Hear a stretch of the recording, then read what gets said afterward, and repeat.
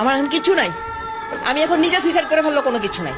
আমি বিচার দিয়ে যাচ্ছি, জগতের কাছে বিচার দিয়ে যাবো। আমি আমার ছেলেটাকে নিয়ে আমি নিজেও শেষ হয়ে যাবো। আমার মেয়ের কি অপরাধ ছিল? আমার মেয়ে ভালো স্টুডেন্ট, এটাই কি অপরাধ?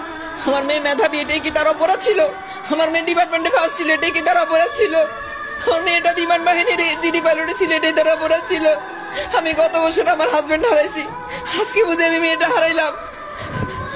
আমরা সারাটা জীবন মানুষকে দিয়েই যেতেছি, সারাটা জীবন মানুষকে দিয়েই গেলাম।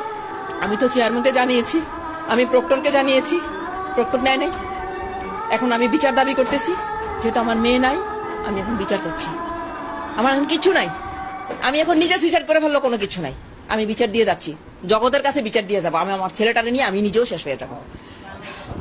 আমি নিজে শেষ হয়ে যাবো। হ্যাঁ, অবন্তিকা তো এরকম মেন্টালিটি ছিল না। যেই মেয়ে ডিপার্টমেন্টে ফার্স্ট ক্লাস ফার্স্ট হয়, সেই মেয়ে কিভাবে Likey